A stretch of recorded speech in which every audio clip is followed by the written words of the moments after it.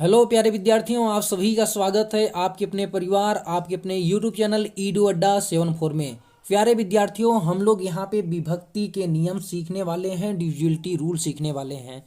जैसे कि मैं आपसे पूछ दूं कि दो का विभाज्यता का नियम क्या है, दो का डिविजिबिलिटी का रूल क्या है, फिर चार का डिविजिबिलिटी का रूल क्या है, फिर यहाँ पे आठ का डिविजिबिलिटी का रूल क्या है, फिर 16 का डिविजिबिलिटी रूल क्या है, फिर ये 32 का डिविजिबिलिटी रूल क्या है। इस तरह से डॉट डॉट डॉट इन सभी के विभाज्यता का नियम हम लोग यहाँ पे सीखने वाले हैं। देखिए, हम इसे लिख सकते हैं 2 की पावर 1, और इसे हम क्या लिख सकते हैं 2 की पावर 2 लिख सकते हैं, और इसे हम लिख सकते हैं 2 की पावर 3 लिख सकते हैं, और इसे हम लिख सकते हैं 2 की पावर 4 लिख सकते हैं, और इसे हम लिख सकते हैं 2 की पावर 5। ठीक है। इसे कहने का मतलब, अगर आपको यह देखना है, जैसे कि मान लीजिए कोई भी संख्या दी हुई है, जैसे कि मान लीजिए हम 97,532 एक संख्या ले रहे हैं। ठीक है, 97,532 532 यहाँ हम संख्या ले रहे हैं, और हमें चेक करना है कि यह संख्या 2 से विभाजित होगी कि नहीं। यह संख्या 2 से विभाजित होगी कि नहीं। तो देखिए, 2 पे पावर जितना होगा हम इधर से उतना ही अंक में भाग देंगे। अगर वो भाग चला गया तो मतलब ये पूरी संख्या 2 से विभाजित होगी। तो 2 पे पावर 1 है, तो इधर से हम देखेंगे इकाई अंक 1 है, तो इसका इकाई अंक में हम भाग देंगे, मतलब एक संख्या में भाग देंगे। अगर एक संख्या में भाग चला गया, कहने का मतलब ये पूरी संख्या 2 से क्या होगी, विभाजित होगी। तो देखिए, 2 का भाग 2 में चला जाएगा, मतलब ये पूरी संख्या क्या होगी, 2 से विभाजित होगी। इसी प्रकार हम चेक करेंगे कि यह संख्या 4 से विभाजित है कि नहीं। तो हम क्या करेंगे, 4 को हम लिख सकते हैं 2 पे पावर 2। तो हम इसका लास्ट का 2 अंक चेक करेंगे। अगर ये 2 अंक लास्ट का 4 से विभाजित है, तो यह पूरी संख्या क्या होगी, 4 से विभाजित होगी। तो देखिए, 4 बट्ठे 32, मतलब यह पूरी संख्या क्या है, 4 से विभाजित है। अब 8 से विभाजित का नियम क्या है, हम यहाँ पे लिख सकते हैं 2 पे पावर 3। अब इधर से हम 3 अंक चेक करेंगे। अगर यहाँ 8 से विभाजित है, तो यह पूरी संख्या क्या होगी, 8 से विभाजित होगी। तो यह देखिए, 8 से विभाजित है क्या, 8 × 5 = 40, 8 × 6 = 48, 8 × 5 = 40 यहाँ पे हो जाएगा, 4 ही बार जाएगा, और 8 × 5 = 40, 8 × 6 = 48, 8 × 7 = 56, मतलब 8 × 6 = 48। 13 में से 8 गया, क्या होगा भाई, 13 में से 8 गया 5 होगा, तो ये हो जाएगा 52। फिर यहाँ 52 में भाग देंगे तो कितनी बार जाएगा भाई, 8 × 5 = 40, 8 × 6 = 48, 52 हो जाएगा। 52 में से 8 × 6 = 48 बार ले जाएंगे, तो यहाँ हो जाएगा भाई 12 में से 8 गया, ये हो जाएगा 4। ठीक है, 4। तो कहने का मतलब, ये जो संख्या होगा इसका लास्ट अंक 8 से विभाजित नहीं है, तो यह संख्या पूरी क्या होगी, 8 से विभाजित नहीं होगी। इस तरह से आप चेक कर लेंगे, इसका भी चेक करेंगे तो लास्ट का 4 अंक विभाजित करेंगे, इसमें चेक करेंगे 32 से तो लास्ट का 5 अंक विभाजित कर लेंगे। ठीक है। तो कहने का मतलब, इस तरह से आप 2 की पावर वाले जितने भी नंबर होते हैं उनका डिविजिबिलिटी निकाल सकते हैं। ठीक है, 2 की पावर वाले का डिविजिबिलिटी निकाल सकते हैं। चलिए अब हम नेक्स्ट क्वेश्चन देखते हैं भाई। नेक्स्ट हम लोग डिविजिबिलिटी देख रहे हैं, 3 की विभाज्यता का नियम क्या होगा भाई। कोई भी संख्या 3 से विभाजित होगी कि नहीं, यह हम कैसे पता करेंगे। मान लीजिए हम एक संख्या ले रहे हैं 75,684। ठीक है, ये है 75 और 684 है भाई। अब हमें इसे 3 से विभाजित करना है। क्या यह 3 से पूरी तरह कट जाएगी यह संख्या, 3 से पूरी तरह यह संख्या कटेगी कि नहीं, हम ये कैसे पता करेंगे। तो देखिए, इनके सभी अंकों को हम जोड़ के फिर 3 का भाग देते हैं। अगर इनके सभी अंकों के योग में 3 का भाग चला गया, तो मतलब यह संख्या 3 से पूर्णतः कट जाएगी। तो देखिए, 7 × 5 = 12, और 12 × 6 = 18, और 18 और 8 कितना होगा भाई, 26, और 26 और 4 कितना हो जाएगा, 30 हो जाएगा। देखिए, इनके अंकों का योग क्या हो रहा है, 3 से कट रहा है। 3 से कट रहा है कितनी बार में भाई, 3 दहा में 30। ठीक है, तो मतलब ये पूरी संख्या जो होगी यह 3 से पूर्णतः विभाजित होगी। इसी प्रकार प्यारे विद्यार्थियों, यही बिल्कुल 9 के विभाज्यता का भी नियम यही है। अगर 9 से आपसे पूछा जाए, क्योंकि हम 9 को क्या लिखेंगे, 3 मल्टीप्लाई 3। अगर कोई संख्या 3 से विभाजित है और फिर ये 3 से विभाजित है, मतलब वह संख्या 9 से भी विभाजित होगी। आप ऐसे निकाल सकते हैं। डायरेक्ट आप निकालेंगे, क्या निकालेंगे, 9 से विभाज्यता का नियम क्या है, अगर पूरी संख्या जो दी हुई है इनके अंकों का योग 9 से विभाज्य है, मतलब यह पूरी संख्या क्या होगी, 9 से विभाज्य होगी। आइए नेक्स्ट देखते हैं। नेक्स्ट है 5 की डिविजिबिलिटी रूल क्या होगी भाई। 5 की डिविजिबिलिटी रूल क्या होगी, देखिए, अगर किसी भी संख्या का इकाई अंक या तो 5 हो या फिर 0 हो तो वह संख्या 100% 5 से डिविजिबल होगी भाई। 100% 5 से डिविजिबल होगी। अगर मैं आपसे 25 की डिविजिबिलिटी पूछूं तो देखिए, 25 को हम लिख सकते हैं भाई 5 पे पावर 2। अगर किसी संख्या का इकाई और दहाई अंक, वही जो 2 की डिविजिबिलिटी चल रही थी वही यहाँ पे 5 की भी होगी। अगर किसी संख्या का इकाई व दहाई अंक 25 से डिविजिबल है तो वह पूरी संख्या क्या होगी, 25 से डिविजिबल होगी। अगर मैं 25 पंचे 125 की डिविजिबिलिटी आपसे पूछूं तो 5 पे पावर 3 लिख सकते हैं। इसका मतलब किसी भी संख्या का इकाई, दहाई, सैकड़ा, ये 3 अंक डिवाइड कर लेंगे, पूरी संख्या होगी, इकाई, दहाई और सैकड़ा, बस 3 अंक में 125 का क्या करेंगे, भाग देंगे। अगर वह 3 अंक कट गए तो वह पूरी संख्या क्या होगी, 125 से डिविजिबल होगी। 5 के लिए यहाँ पे आप याद रखें कि 5 का जो डिविजिबिलिटी होता है भाई, किसी संख्या का इकाई अंक अगर 5 है या 0 है तो वह संख्या डेफिनेटली 5 से डिविजिबल होगी। चलिए नेक्स्ट देखते हैं। नेक्स्ट है कोई भी संख्या 11 से डिविजिबल होगी कि नहीं, यह हम कैसे पता करेंगे। देखिए मोस्ट इम्पॉर्टेंट है, इसे बढ़िया से समझ लीजिए भाई। जैसे कि मान लीजिए हम एक संख्या ले रहे हैं 80 16, ठीक है, एक संख्या ले रहे हैं भाई 80 16 और है 45 91, और संख्या में है 45 91, ठीक है। हमने एक संख्या ले लिया भाई यहाँ पे, ठीक है।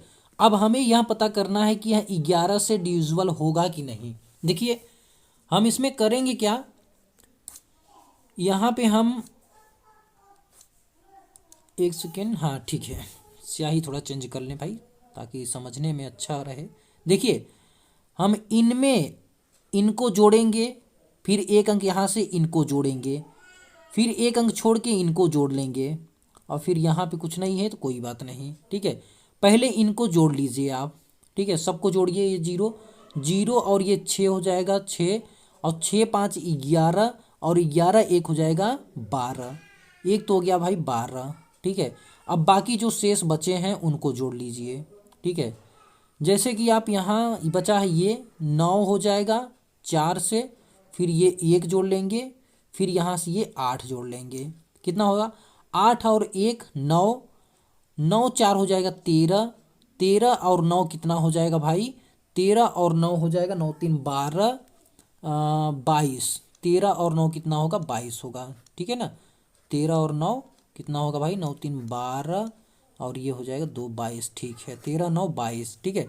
अब देखिए 22 और 12 का अंतर निकालेंगे, 22 और 12 का क्या करेंगे, अंतर निकालेंगे। यहाँ पे 22 और 12 का अंतर, दोनों में मतलब जो भी आएगा उनका अंतर निकालेंगे तो कितना हो जाएगा 0, और ये 1 10 है, ठीक है। देखिए ये जो संख्या या तो 0 आए तब भी यहाँ 11 से डिविजिबल हो, या तो जो भी आए उसमें 11 का भाग चला जाए तो भी यहाँ पूरी संख्या क्या होगी, 11 से डिविजिबल होगी, ठीक है।